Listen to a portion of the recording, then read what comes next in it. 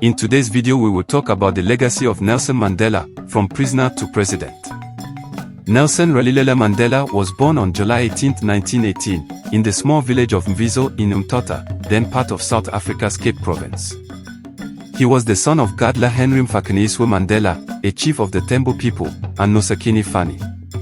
Mandela's early years were marked by traditional Tembo practices, and his upbringing was shaped by the rich cultural heritage of his tribe. Mandela's name, Rolihlahla, means pulling the branch of a tree, which symbolically reflected his future role in challenging the status quo. His education began at the local mission school, where he first encountered Western education and ideas. Mandela's academic journey continued at Healdtown, a Methodist high school, where he began to understand the injustices faced by black South Africans under apartheid. In 1940, Mandela moved to Fort Hare University, an institution that played a pivotal role in shaping the future leaders of South Africa. It was here that Mandela's political consciousness began to solidify.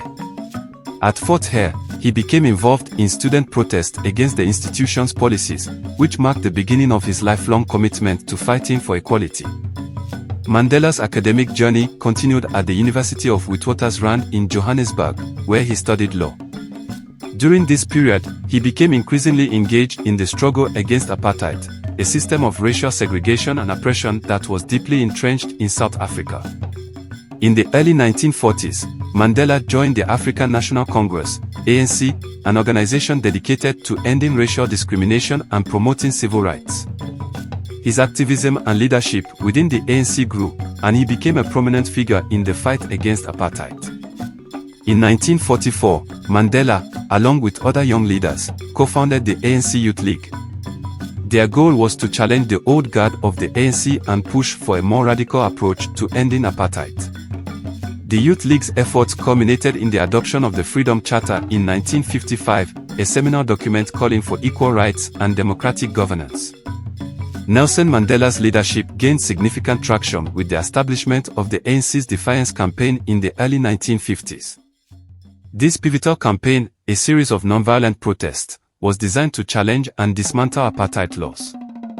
Mandela, along with his colleagues, advocated for mass mobilization and civil disobedience as effective tools to confront the oppressive regime.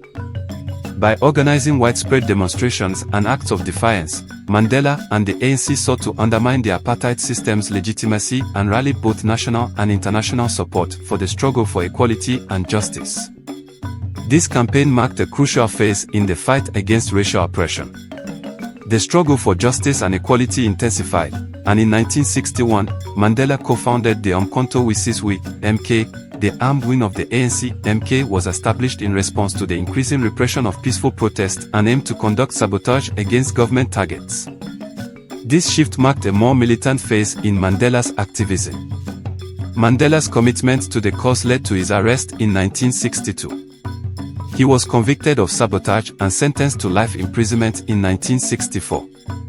The Rivonia trial, as it came to be known, was a critical moment in Mandela's life and in South Africa's history. Despite facing harsh sentences, Mandela used the trial to advocate for justice and equality. Nelson Mandela spent 27 years in prison, primarily on Robben Island, a harsh and isolated penal colony. During this time, Mandela became a global symbol of resistance against apartheid. His imprisonment galvanized international support and brought global attention to the struggle for freedom in South Africa. Despite the harsh conditions, Mandela maintained his dignity and resolve. He continued to be a source of inspiration to his fellow prisoners and the wider anti-apartheid movement. His ability to remain steadfast and his commitment to reconciliation and justice became hallmarks of his leadership. The global campaign to free Mandela gained momentum in the 1980s. International protests, boycotts, and campaigns put pressure on the South African government and became a significant force in the struggle against apartheid. The call for Mandela's release became a rallying cry for activists worldwide. In 1990, Nelson Mandela was finally released from prison, a moment celebrated by millions around the world. His release marked the beginning of a new chapter in South Africa's history and the eventual dismantling of apartheid. Following his release, Mandela played a crucial role in negotiating the end of apartheid. He worked tirelessly to forge a path to democracy, engaging in talks with then President F.W. de Klerk and other key figures. These negotiations were complex and fraught with challenges, but Mandela's commitment to peaceful resolution and reconciliation was unwavering. In 1991, the ANC and the South African government reached a historic agreement to transition to a democratic society. Mandela's leadership was instrumental in ensuring that the negotiations led to a peaceful transition rather than descending into violence. His vision for a unified South Africa guided the process toward a new era of inclusivity and equality.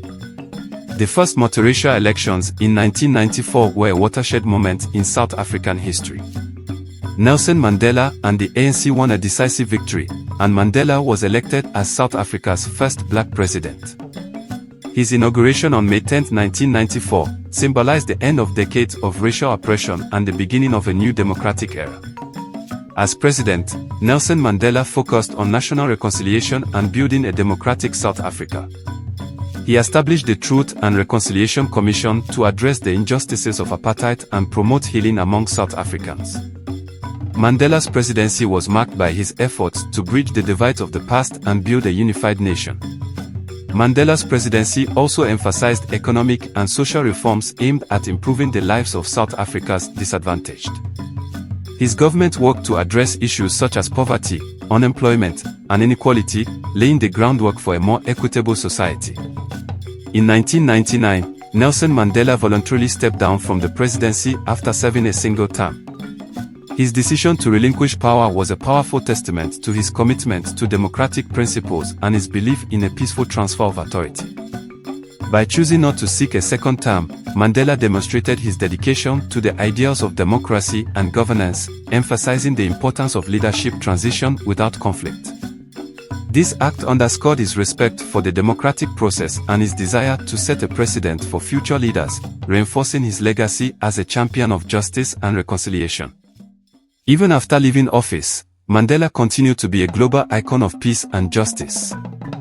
His efforts to combat HIV, AIDS, promote education, and support various humanitarian causes highlighted his dedication to making a positive impact beyond his presidency. Nelson Mandela's legacy extends far beyond his time in office. His life's work has inspired countless individuals and movements around the world. Mandela's principles of forgiveness, reconciliation, and equality remain powerful symbols of hope and justice. Nelson Mandela's journey from prisoner to president is a profound testament to the power of resilience and the quest for justice. His leadership transformed South Africa and left an indelible mark on the global stage. Mandela's life is a reminder that with courage, determination, and compassion, even the most entrenched systems of injustice can be overcome.